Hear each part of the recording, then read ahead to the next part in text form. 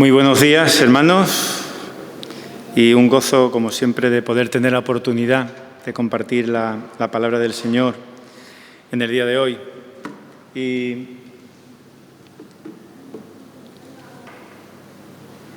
deciros que, tal como hemos estado viendo, al menos en las últimas predicaciones mías, en las que he tenido la oportunidad de compartir lo que es el último versículo de 2 de Corintios, donde Pablo se despide con una frase que es una bendición a todos los que va dirigida la palabra, y dice: la gracia del Señor Jesucristo, el amor de Dios y la comunión del Espíritu Santo sea con todos vosotros.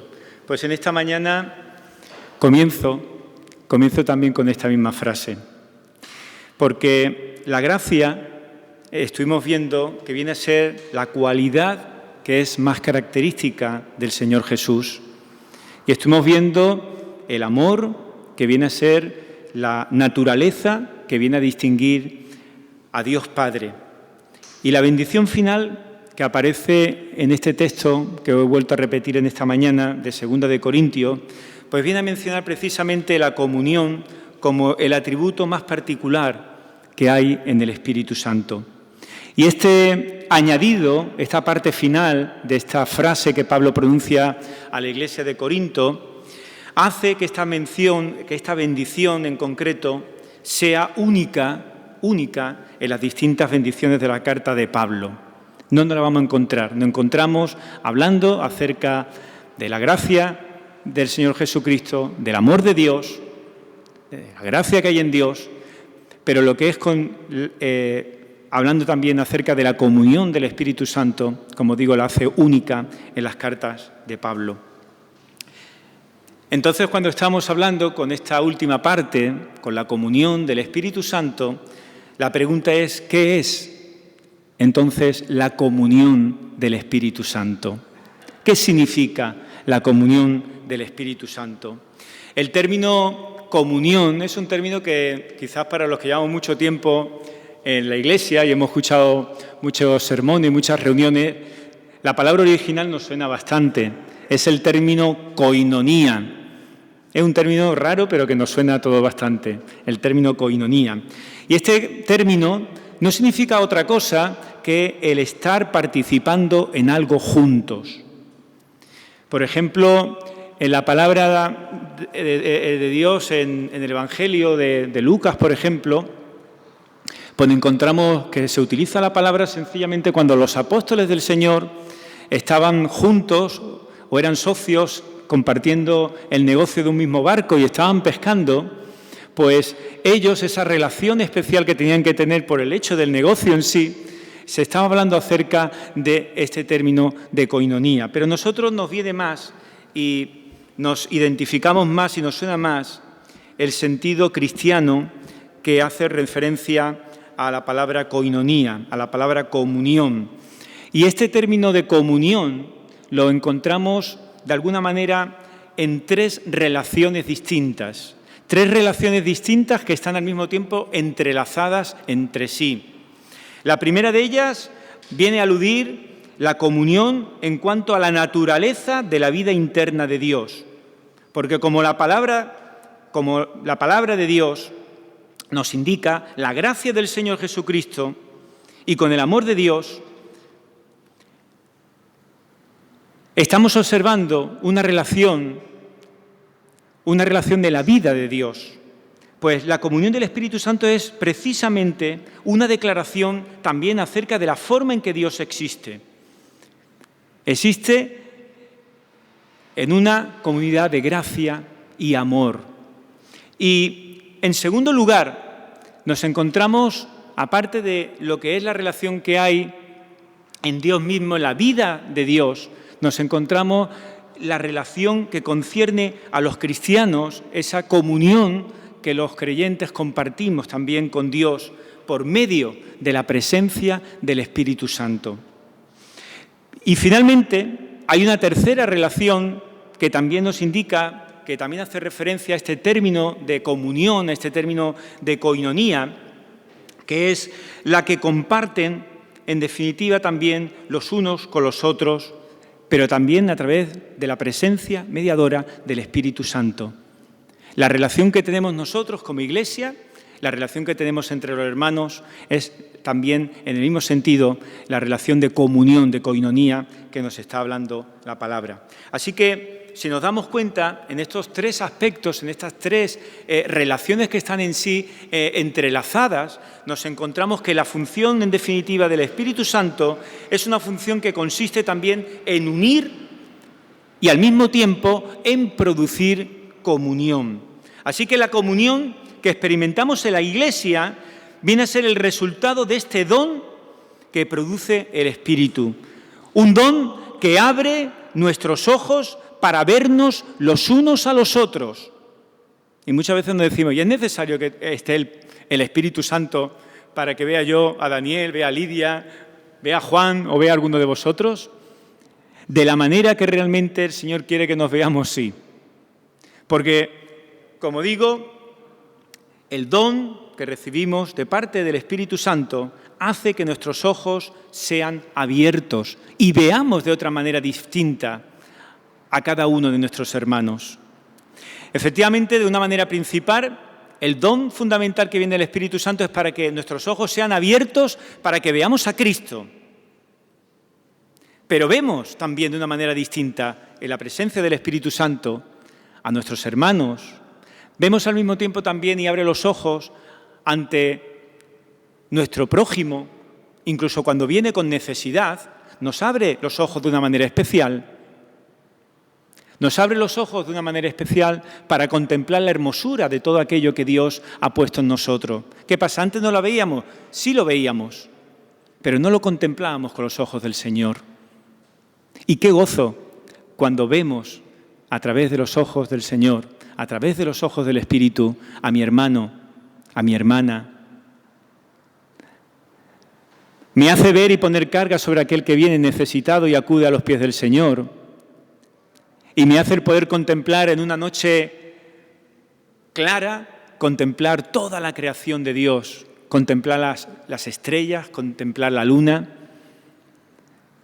poder viajar y contemplar todas y cada una de las maravillas. ¿Lo veíamos antes? Claro que lo veíamos antes, pero no a través de los ojos del Señor. Así que el Espíritu, lo primero que nos enseña es que crea comunión. Pero también hay una realidad que es ineludible y que muchas veces para nosotros te crea cierto tabú, cierto rechazo el hablar muy directamente de esto, y es que en nosotros todos morimos. Siento que si hay alguien hoy que ha venido aquí y no sabía esto, siento mucho que le haya amargado el día. Pero hermanos, todos morimos. Sin una participación en la vida de Dios, esta es una realidad que está en el destino de todos nosotros. Pero recibir vida, como nos indica la palabra, como hemos estado cantando en el tiempo de alabanza, o como incluso el hermano estaba compartiendo cuando hemos abierto la reunión, el recibir vida es un gran regalo. ¿Qué regalo tan grande el recibir vida? Pero lo que se nos está diciendo cuando hablamos acerca de la comunión del Espíritu Santo, en la participación del Espíritu Santo en nuestra vida, es precisamente la clave eso. El recibir vida está enfocado a la comunión en la propia vida de Dios. ¡Qué regalo tan grande, hermanos! Hemos recibido vida que está enfocada en la comunión, el participar en la propia vida de Dios. ¿Hay algún regalo más grande?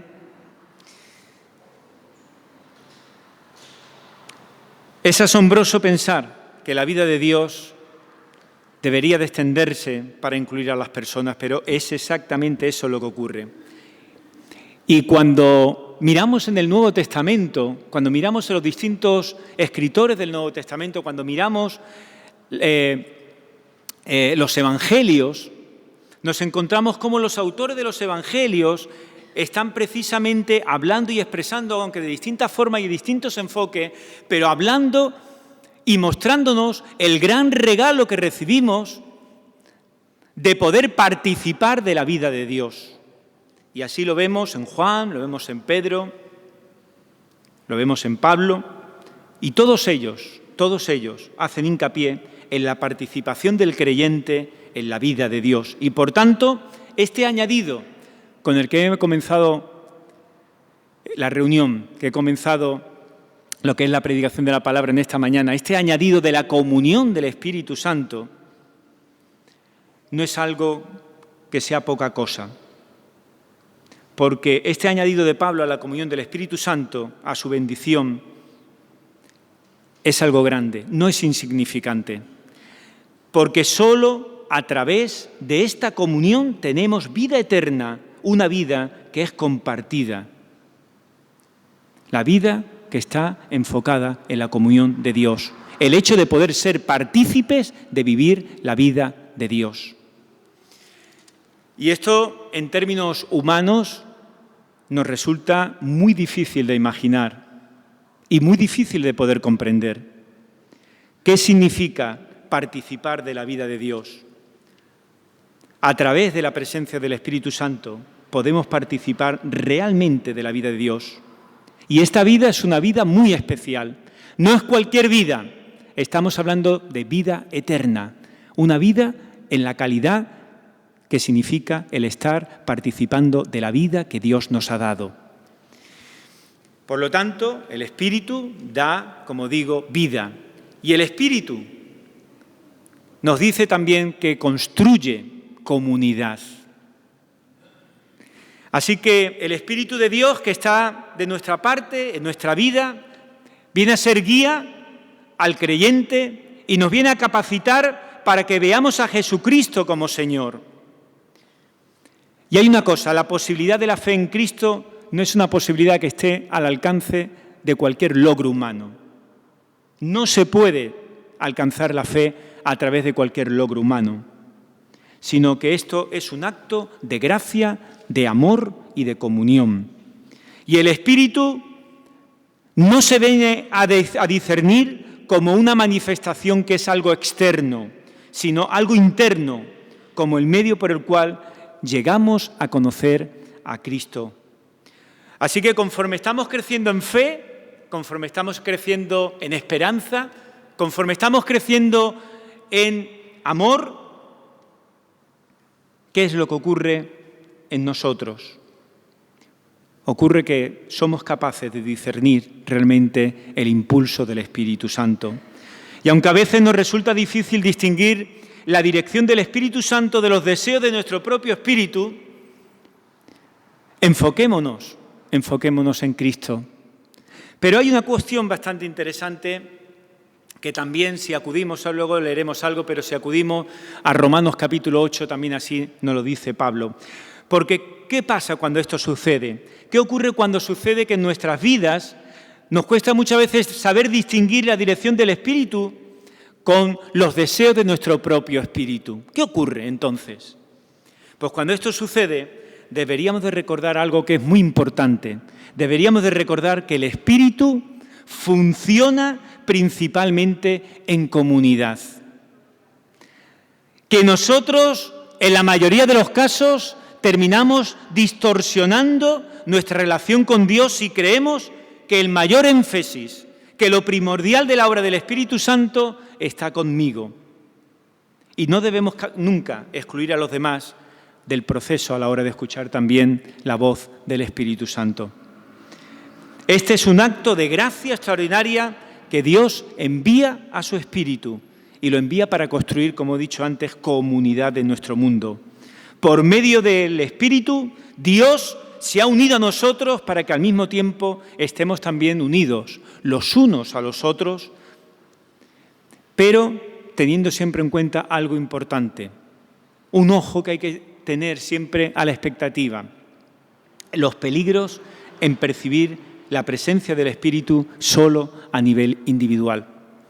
Si echamos mano de la historia, nos encontramos en la historia de la Iglesia donde ha habido circunstancias que más que dejar que el Espíritu cree comunidad, cree comunión entre la Iglesia,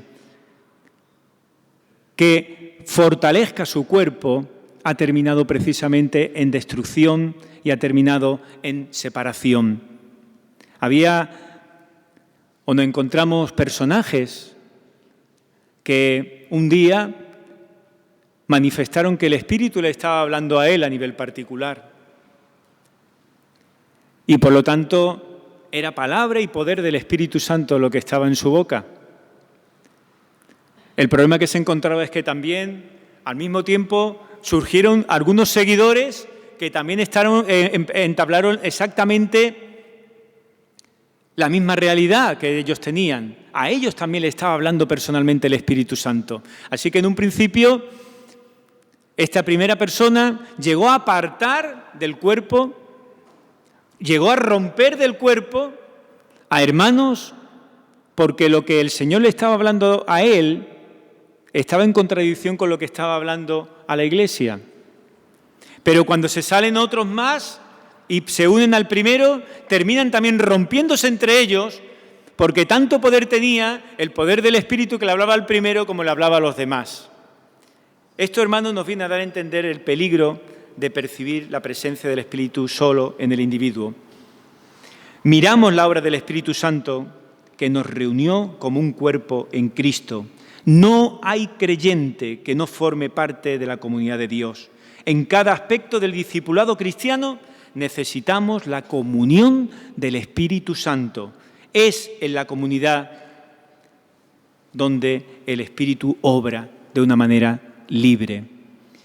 La bendición, por lo tanto, de 2 de Corintios que he compartido al principio, viene a concluir con la oración de que la gracia, el amor y la comunión de Dios esté con todos vosotros. Y ese todos vosotros viene a ser algo importante, porque ese todos vosotros no solamente lo vamos a limitar a la enseñanza y a la bendición que Pablo está dando a la iglesia en Corinto, sino que ese vosotros está rompiendo lo que es el tiempo y nos lo está diciendo también a cada uno de nosotros. Se lo está diciendo a su iglesia en el siglo XXI. Vamos a leer en el libro de Ezequiel, en el capítulo 37, vamos a leer un pasaje que conocemos todos desde hace muchísimo tiempo, que es el Valle de los Huesos Secos. Ezequiel, capítulo 37.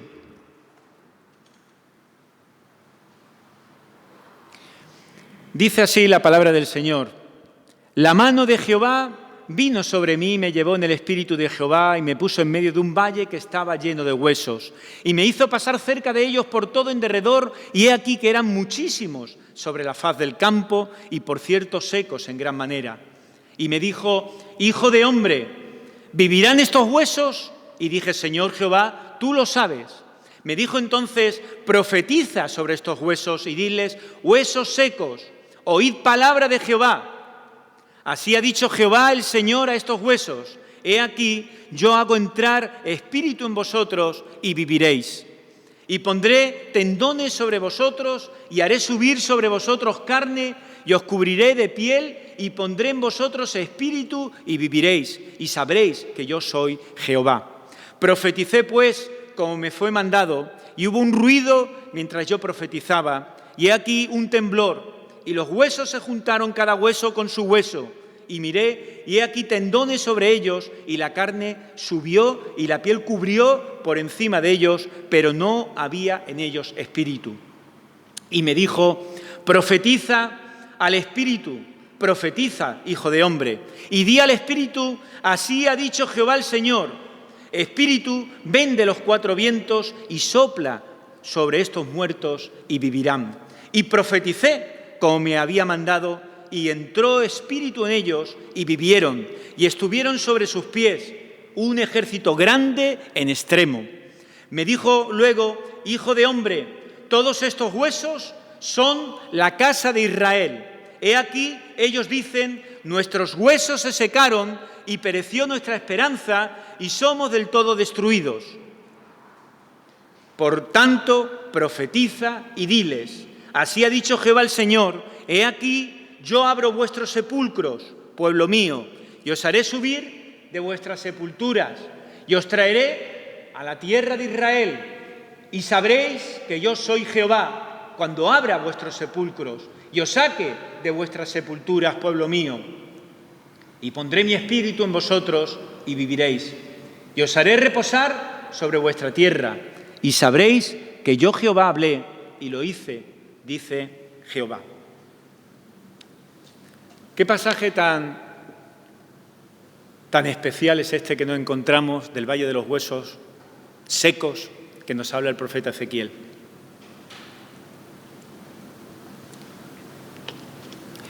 Ezequiel era un joven sacerdote que tenía aproximadamente unos 30 años cuando el Espíritu del Señor vino sobre él cuando estaba sentado en las orillas del río Quebar, allí en la tierra de Babilonia. Qué experiencia tan increíble, ¿verdad? La que viene a tener aquí este hombre, este joven sacerdote. Dice él mismo en su propio libro: los cielos se abrieron y vi visiones de Dios. Todo esto ocurrió por una razón, porque el Espíritu me alzó entre la tierra y el cielo. El Espíritu de Dios lo levantó para ir donde Dios quería, para ver lo que Él quería que viera y para escuchar el mensaje que éste tenía para él. Pero Ezequiel tenía que considerar el coste de este tipo de experiencia. ¿Cuántos de nosotros hemos dicho a lo mejor cuando hemos estado leyendo pasajes que hacen temblar la vida de cualquiera y hemos visto esos personajes que Dios ha utilizado y cuántas veces hemos llegado a decir: cuánto me hubiera gustado ser como fulanito, como menganito? O en este caso, cuánto me gustaría, ¿no?, de estar en la piel de Ezequiel para poder contemplar todas estas cosas que el Señor había puesto en su corazón. Pero había que considerar, y esto es una cosa también importante, considerar el coste de este tipo de experiencia. Porque Dios se manifiesta en espíritu a Ezequiel, pero no a cualquier precio. Ezequiel tiene que ser muy consciente del pago que tiene que hacer, que no es otro que el ser obediente a Dios. La disposición de Ezequiel a obedecer lo que Dios le estaba mandando. Y lo que le estaba mandando Dios, vamos a ver que no era nada fácil. Porque Ezequiel estaba, a pesar de todo, dispuesto a responder, aunque el hombre, como bien nos lo dice luego más tarde, a la altura del capítulo 3, más o menos, de Ezequiel, de este mismo libro, necesita casi de una semana para poder recuperarse después de oír el mensaje que Dios le revela a él. Una semana tuvo que estar, que os podéis imaginar cómo estaría el pobre hombre. Se convirtió Ezequiel, a través de esta revelación, poco menos que en un vigilante espiritual para los exiliados y proclamó la venida del Señor entre ellos. La mejor medida de espiritualidad que puede haber en una persona no son las circunstancias, ni lo que recibe en ese momento, ni el éxtasis que puede pasar. No, el mejor grado de espiritualidad que puede tener una persona es el grado de obediencia al Espíritu del Señor. ¿Estás dispuesto a obedecerme? ¿Estás dispuesto a obedecerme? Ezequiel vino a nacer en un año en el que parece que fue muy especial, porque fue en el año en el que se volvió a encontrar el libro de la ley. Y a partir de aquí, en el pueblo de Israel ocurrieron cosas muy interesantes. En esa época, Judá estaba como si fuese un estado vasallo de Asiria. Y así llevaba prácticamente casi 100 años, un tiempo bastante amplio, 100 años. Pero ahora, después de este tiempo, se estaba Asiria debilitando y entonces se elevaba la posibilidad entre los judíos de que si se apretaba un poquito a los asirios iba a llegar bastante más libertad y más independencia entre ellos. Cuando Ezequiel tenía 30 años, en Egipto se levanta un faraón que se llama Neco, y este hombre dice que envía su ejército para ayudar a Siria en la lucha del otro imperio que estaba en ese momento siendo fuerte y extendiéndose, que era el imperio babilonio. Y las fuerzas judías se enfrentaron a él, pero fueron finalmente derrotadas, y entonces pasaron todos a formar parte de estar bajo el control de los babilonios. Y Babilonia parece ser que no era mucho mejor que el estar bajo el poder de los egipcios o bajo el poder de los asirios. Y entonces hubo una nueva rebelión entre los judíos. Y hubo un rey llamado Joaquín que dice que se rebeló ante este nuevo imperio, el babilonio, y fue derrotado. Y fue ejecutado. Y entonces, en sustitución de él, entró un nuevo rey en Judá que fue Joacim. Pero muy pronto este nuevo rey tuvo que rendirse delante de uno que era muy conocido por todos nosotros, que era Nabucodonosor. Y Nabucodonosor, cuando entró, ¿qué fue lo que hizo? Pues lo primero que hizo fue saquear literalmente Jerusalén y deportó a 10.000 personas, de las más importantes, de las más influyentes, de las más destacadas, y se las llevó cautivos a Babilonia. Y os podéis imaginar quién era el que se encontraba entre estas 10.000 personas que fueron llevadas a Babilonia. Allí se encontraba este joven llamado Ezequiel. Y fue así como tristemente Ezequiel se encontró entre los exiliados, llorando de alguna manera, recordando de alguna manera de dónde estaban, sentados junto al río Quebán, en el mismo sitio donde 5 años después experimentó precisamente de una forma espectacular lo que nos dice desde el primer versículo de su libro, esta revelación de parte de Dios. Pero mientras Dios revelaba una serie de mensajes para los exiliados, Ezequiel fue enviado para predicarles precisamente a ellos. Vosotros podéis imaginar las pocas ganas que podían tener los judíos que se encontraban allí en Babilonia, de que hubiera entre ellos alguien que encima que estaban llorando de donde venían, del castigo que habían recibido por los babilonios, de que hubiera alguien que encima le estuviese constantemente recriminando de que iban a ser castigados por su caminar y por sus obras. Seguro que no le hacía ni pizca de gracia a ninguno de ellos escuchar la voz de Ezequiel.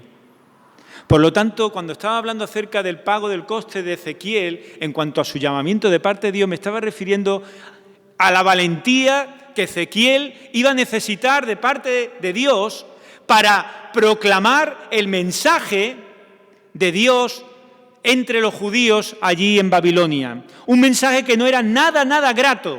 Le estaba diciendo que habían estado en pecado, que no solamente se habían rebelado contra los asirios, que no solamente se habían rebelado contra los egipcios, no solamente se habían rebelado contra los babilonios, sino que en definitiva se habían rebelado contra Dios. Que miraran las consecuencias de lo que estaba pasando, en qué circunstancias se estaban encontrando, y que no podían en ningún momento achacar a Dios que era culpa suya, descuido suyo, sino que había sido negligencia de parte de su propio pueblo. El mensaje, como digo, de advertencia de Ezequiel fue que la impiedad de Israel había conducido a las dificultades y el juicio de Dios era inevitable. Y nos preguntamos, ¿te gustaría ahora, sabiendo esto, ser tú el portador de estas noticias delante de tu propio pueblo? Tendrías que ser muy valiente, muy valiente. No era nada agradable el decir estas cosas a tu propio pueblo. Pero, hermanos, solo unos pocos años después, otro rey, Sedequías, vuelve a dirigir otra rebelión más contra los babilonios. Y esta última rebelión acarreó un desastre absoluto, porque su ejército fue derrotado, Jerusalén fue asediado por los babilonios y finalmente la ciudad, incluido el templo, fueron destruidos por completo y se envió a la mayor parte de la población para que se reuniera con los anteriores exiliados en Mesopotamia. Así que cuando llegan las noticias a los que se encuentran allí en Babilonia, que están siendo esclavos de los babilonios, y le llegan las noticias a aquellos que todavía le podía quedar alguna esperanza de algún día volver a su tierra, de volver al templo, de volver a estar con los suyos, le llega esta terrible noticia.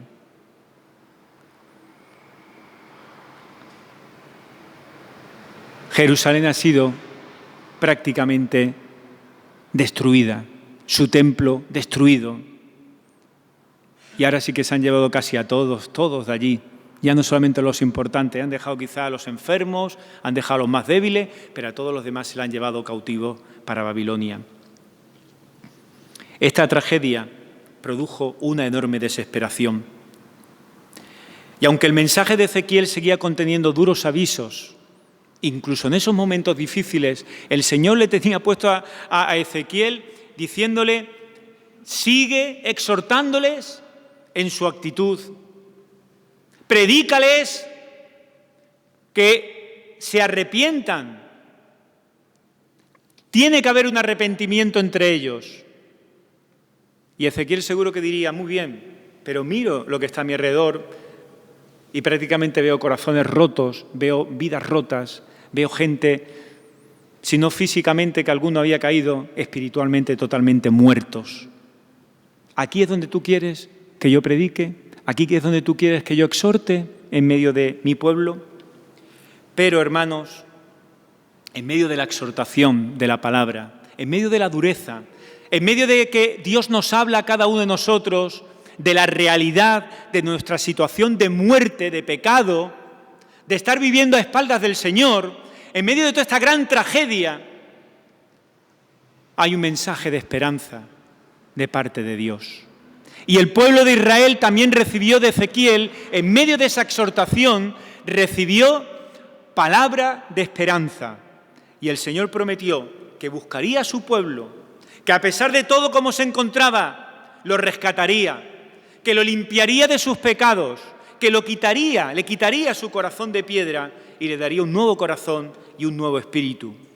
Por medio de la presencia y del poder del Espíritu de Dios se produciría una transformación, pero se necesitaba nada menos que la resurrección completa de su pueblo, la resurrección completa de Israel.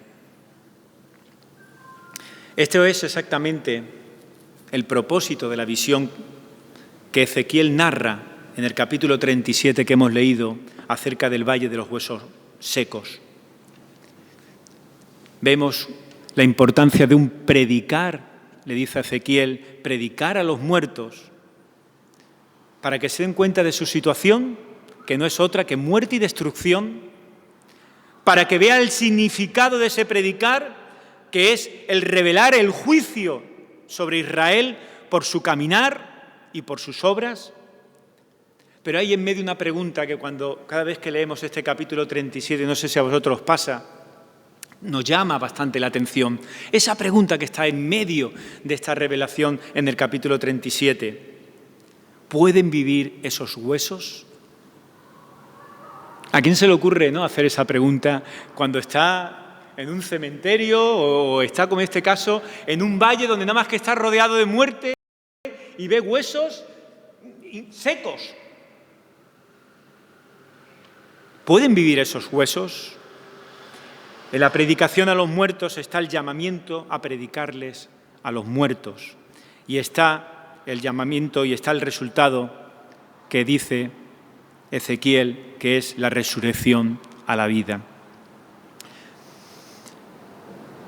Nos encontramos en el capítulo 37 el predicar a los muertos, a esos huesos secos, y nos habla acerca del Espíritu del Señor también. Porque es evidente que el Espíritu del Señor es fundamental en este relato de la visión de Ezequiel. El Espíritu que descansa sobre Ezequiel y lo lleva al valle es el que da vida a los huesos, y al final de la visión es el que le promete al pueblo de Dios: pondré mi espíritu en vosotros y viviréis. Así que la visión viene a demostrar una cosa. La visión viene a darnos una lección, una enseñanza sobre el Espíritu de Dios, donde nos muestra al menos 4 características acerca del Espíritu. El Espíritu es poderoso. No solamente el Espíritu ayuda para ganar batallas, sino también para dar vida a los muertos. El Espíritu es profético. El Espíritu de Dios se identifica con Dios de tal manera que quien es tomado por el Espíritu es capaz de hablar en nombre de Dios. Ezequiel fue tomado por el Espíritu de Dios y sus palabras fueron palabras de autoridad, no por lo que Ezequiel era, sino porque llevaba palabra de Dios a su pueblo. El Espíritu es personal, en el sentido que viene a representar a Dios como una extensión también de su vida, de su propia actividad. El Espíritu de Dios es el prometido. Y ahí es donde precisamente quiero terminar, donde me quiero ver en esta última característica del Espíritu que habla y que vemos en esta lección de este pasaje del Valle de los Huesos Secos, el Espíritu prometido. Porque resulta que el Espíritu personificado del Antiguo Testamento es el Espíritu prometido del Nuevo. La promesa de la venida del Espíritu en plenitud no solo significaba que descendería sobre más personas, sino también que habría una revelación nueva y mayor de la naturaleza del Espíritu. Y esto se debe a que el Espíritu se conoce en Cristo Jesús. La relevancia de la experiencia que Ezequiel tuvo del Espíritu la consideramos en relación con este cumplimiento posterior, de manera que la obra del Espíritu, cuando insufla vida a los muertos en la visión de Ezequiel, no solo ha de interpretarse como descripción de la nueva vida que habla de llegar a la nación de Israel, sino también como adelanto de lo que el Espíritu haría en los días postreros, cuando el Señor Jesús mismo resucitado, lleno de la nueva vida, soplara sobre sus discípulos diciendo: recibid el Espíritu Santo. Así que la última parte, desde el versículo 12, cuando llega en este capítulo 37, cuando está hablando acerca, después de mostrarle toda la realidad al pueblo de Israel, dónde se encontraban por sus negligencias, en qué situación estaba, cómo estaban a nivel personal y como pueblo totalmente destruidos, pues empieza a hablar Ezequiel acerca de la esperanza. Hay un cambio a partir del versículo 12. A pesar de todo, a pesar de vuestra circunstancia, Dios trae para vosotros un mensaje también de esperanza. La resurrección por medio del Espíritu. Una vez descrita la situación a la que se enfrentaba Israel, vemos que las implicaciones de la visión de Ezequiel en la actualidad, su mensaje consiste en que el Espíritu de Dios tiene el poder de dar nueva vida a los muertos. ¿A qué se refiere esto de poder dar vida, nueva vida a los muertos? Pues lo vemos en 2 vertientes. La primera, una nueva vida a nivel colectivo, a nivel de su pueblo, la comunidad del pacto. La principal interpretación, hermanos, de este milagro que nos encontramos en el capítulo 37, nos habla de nueva vida que se le proporciona claramente, se le revela claramente a Ezequiel. Los huesos secos del valle representan a las personas espiritualmente muertas y vienen a ser el símbolo de toda la casa de Israel. Estaba hablando a su pueblo que se encontraba cautivo, que estaba totalmente roto, que estaba herido, que espiritualmente estaban muertos y que habían llegado a esa situación, como digo, por su propia negligencia. Israel era el escogido, pero fue desobediente y por tanto fue juzgado, conforme a sus caminos y conforme a sus obras. De tal forma que Dios permitió que cayeran en manos de sus enemigos. Permitió que se convirtieran, como dice la palabra, el blanco de la habladuría y de la calumnia del pueblo y fueran presa y fueran escarnio. Su pecado significaba, en definitiva, el desagrado de Dios y significaba el exilio de su propio país. En dicho exilio, Israel estaba, como digo, espiritualmente muerto y físicamente estaba muerto. Así que si los huesos secos vienen a representar a Israel en la cautividad, estos cuerpos entonces que cobran vida, que son revividos, vienen a representar una vida renovada para su propio pueblo, para los que el mensaje de Ezequiel les estaba llegando. Un tiempo que viene a marcar un fin al tiempo de su desolación. Un antes y después en la vida del pueblo de Dios. Hasta aquí, podríamos decir, hemos llegado nosotros por nuestra actitud contraria al Señor, por vivir a espaldas del Señor. Y el Señor ha hecho juicio sobre mi caminar y sobre mis propias obras. Pero a partir de ahora, hay un cambio. Él está dispuesto a que su pueblo vuelva a la vida, a que esos huesos secos cobren vida. Esto no era porque el pueblo de Israel había hecho cosas buenas o se lo había merecido, no. Esto estaba dentro de las promesas de amor que Dios tenía para su pueblo y las promesas que tenía para todo aquel que luego iba a aceptar a Cristo Jesús en su corazón como su Señor y Salvador. El compromiso de Dios de amar y de redimir al mundo. Pero hay también una implicación que podríamos decir secundaria de estos huesos secos, y es que cuando lo estamos viendo nos viene a servir de poderoso recordatorio a todos nosotros de que el mismo Dios que está actuando en su pueblo, en la vida de Ezequiel, que está actuando en su pueblo que está esclavizado allí en Babilonia, este mismo Dios es el Señor de la Iglesia de hoy. Es el mismo.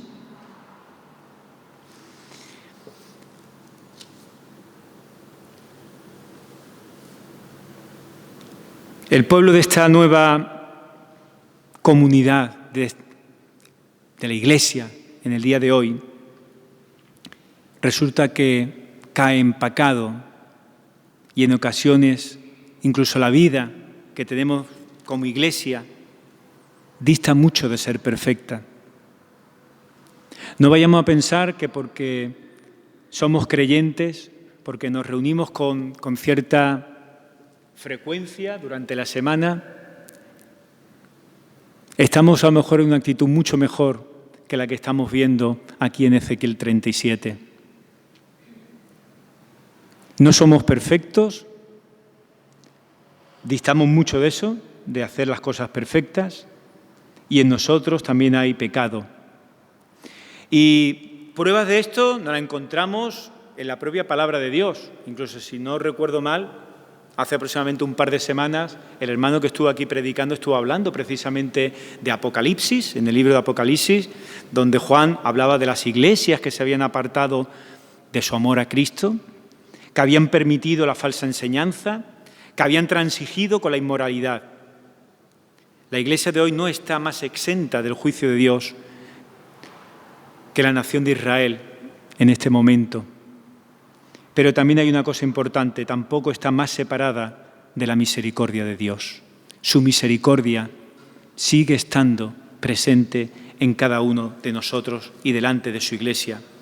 Así que siempre tenemos que estar alerta de muchas cosas a nivel espiritual que nos hacen que nos alejemos, que rompamos esa comunión que nos es necesaria tener con el Señor para que realmente a través del poder del Espíritu podamos de alguna manera volver a tener esa relación tan necesaria con el Señor. También en nosotros están esas promesas, en el hombre están esas promesas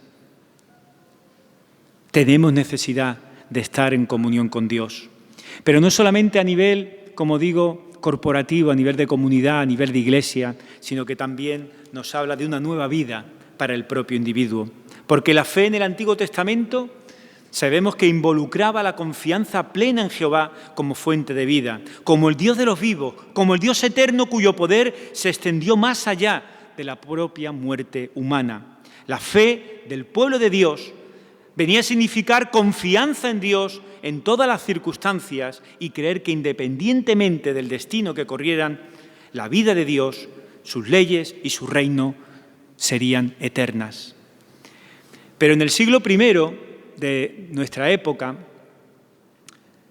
existía entre los judíos incluso cierto desacuerdo respecto a estas cosas.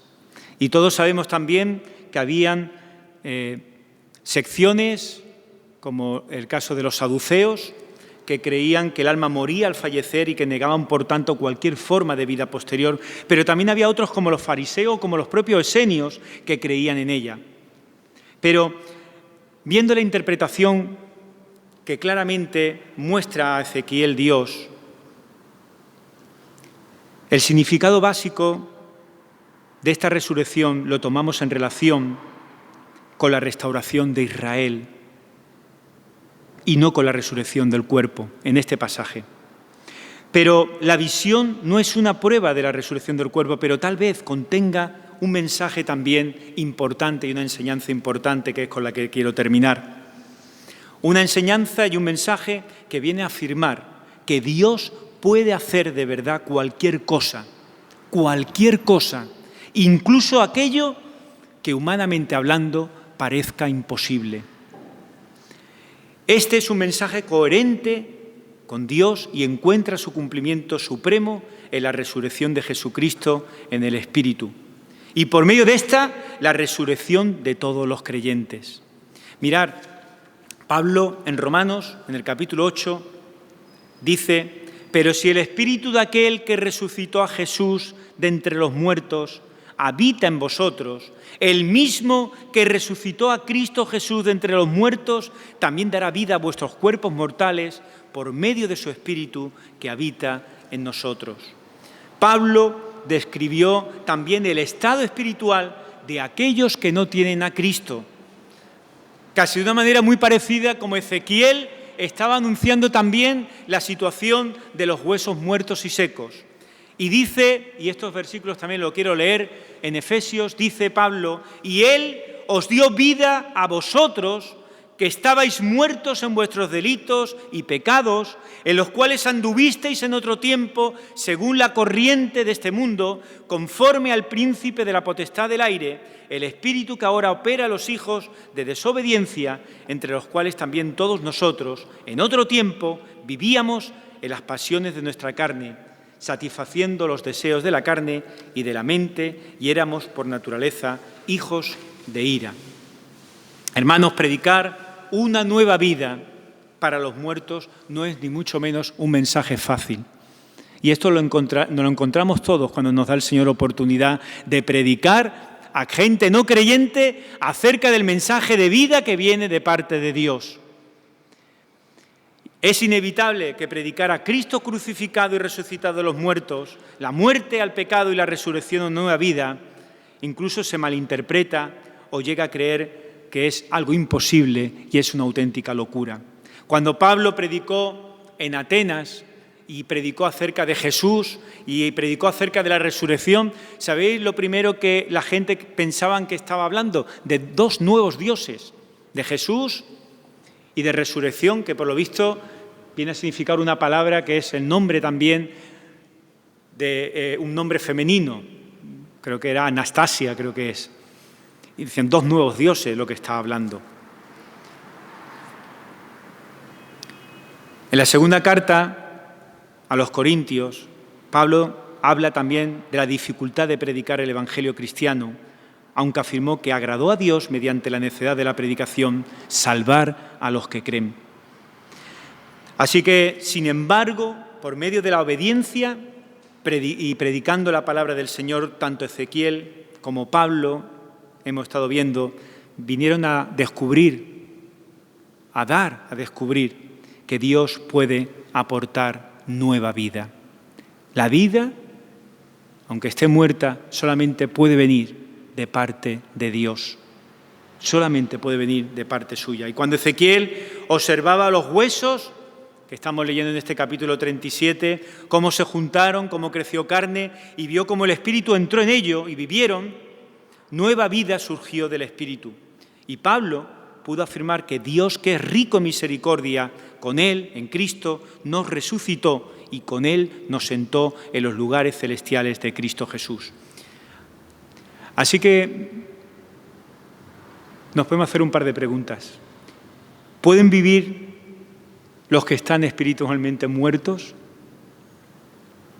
¿Pueden vivir? Por supuesto que pueden vivir. Cuando estáis muertos en vuestros delitos y en la incircuncisión de vuestra carne, os dio vida juntamente con Él, dice Pablo a los hermanos de la iglesia de Colosas. ¿Deberíamos considerar que alguien está demasiado muerto como para poder volver a tener vida? La respuesta que vemos y nos enseña la palabra es no. No hay persona, no hay grupo, no hay nación al margen de la esperanza. Por eso hay un llamamiento también en nuestro día a día, en nuestra participación en la oración como hijos de Dios, de no olvidar nunca, por muy raras que sean las circunstancias, por mucho tiempo que estemos orando por esto, orar incluso por aquellos que son nuestros enemigos, que el Señor es el único que tiene poder para poder cambiar sus corazones. Orar por aquellos que han tomado la decisión de caminar un camino distinto al camino de Dios, porque Dios es el único que puede volver a dar vida a estas personas en su poder.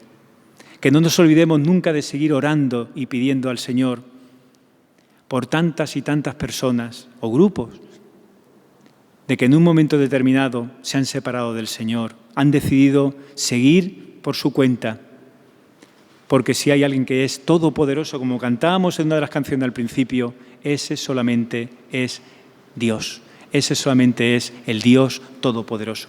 Pues hermanos, que la gracia del Señor Jesucristo, el amor de Dios y la comunión del Espíritu Santo sea con todos vosotros. Amén.